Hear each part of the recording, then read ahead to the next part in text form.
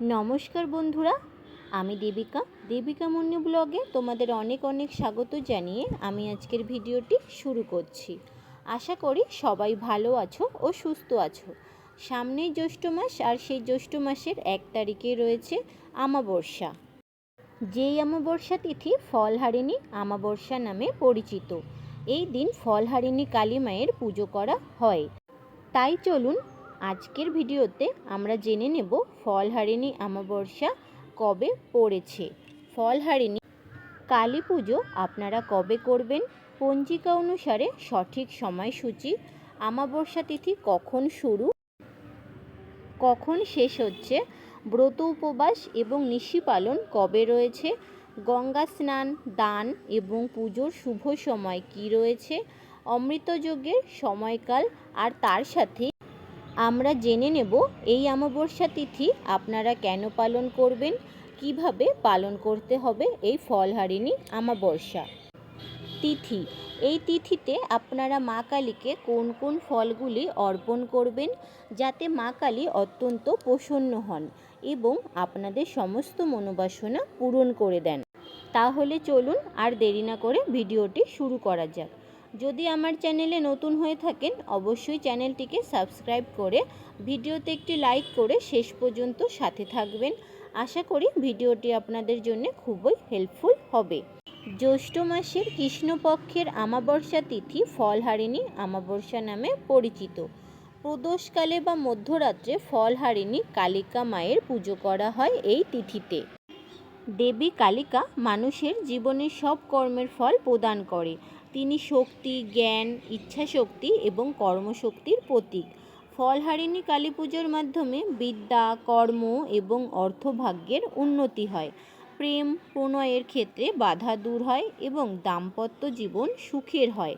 মা কালী মানুষের কর্মফল অনুযায়ী ফল প্রদান করে থাকেন।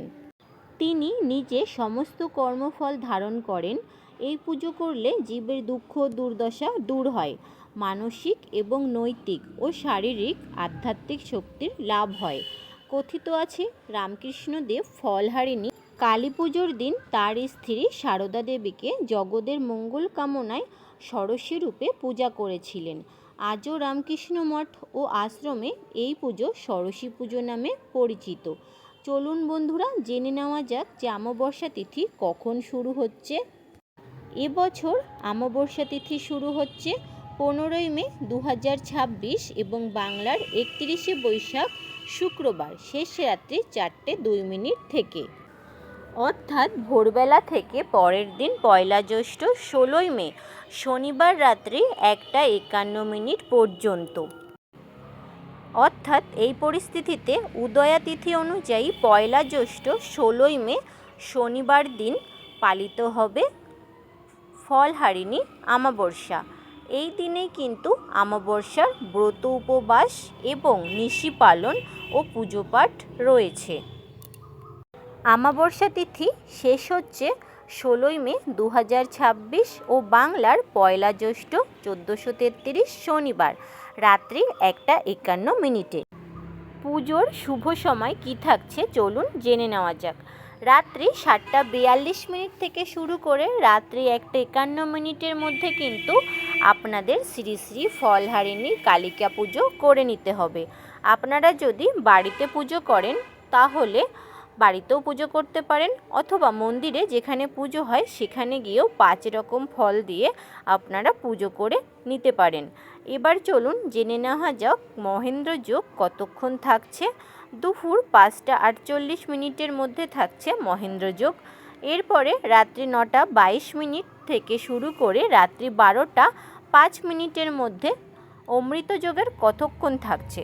দুপুর 3:36 থেকে শুরু করে সন্ধ্যে 6:07 মধ্যে এবং রাত্রি 7টা গতে 7:42 মধ্যে ও 11:16 গতে 11:22 মধ্যে ও 2:48 গতে 5টার মধ্যে। এবার জেনে নেওয়া যাক এই আমাবস্যা তিথি পালনের নিয়ম কি রয়েছে। এই দিন দেবীকে কিন্তু বিভিন্ন রকম মৌসুম ফল আপনারা নিবেদন করবেন। আম, জাম, লিচু, কাঁঠাল, তাল, শাঁস ইত্যাদি এই সময় যে সমস্ত মৌসুমি ফল পাওয়া যায়। এছাড়াও তরমুজ ইত্যাদি নিবেদন করতে পারেন। যে কোনো 5 রকমের বিজোড় সংখ্যায় ফল অর্পণ করবেন।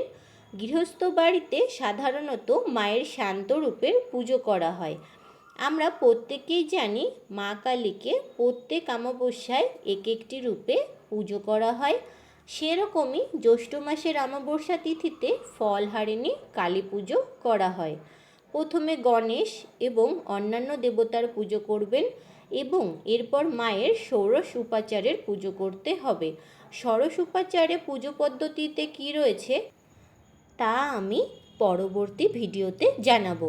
মৌসুমি ফল ছাড়াও এই দিন মা কালীকে আপনারা লাল জবা ফুলের মালা নিবেদন করুন।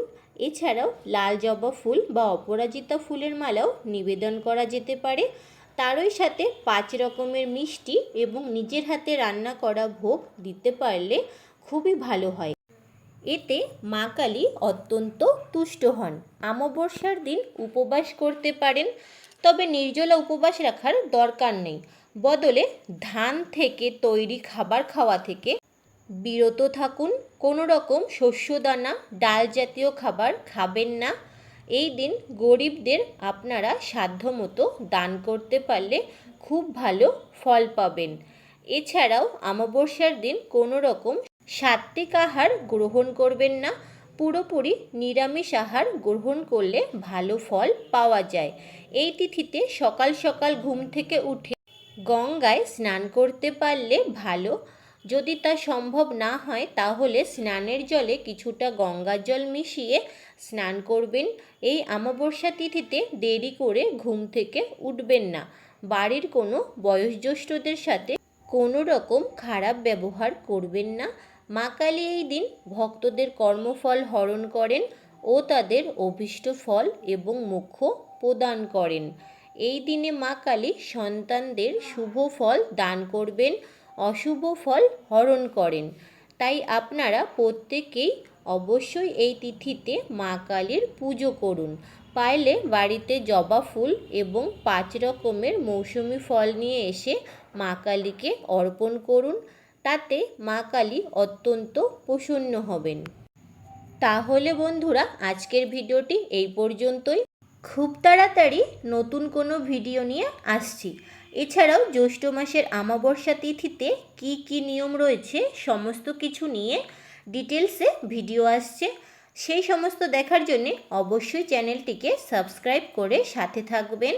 আর এই ভিডিওটি যদি হেল্পফুল হয়ে থাকে বন্ধুদের মধ্যে অনেক অনেক বেশি শেয়ার করবেন। আপনারা সবাই ভালো থাকবেন, সুস্থ থাকবেন। ধন্যবাদ। জয় মা কালী।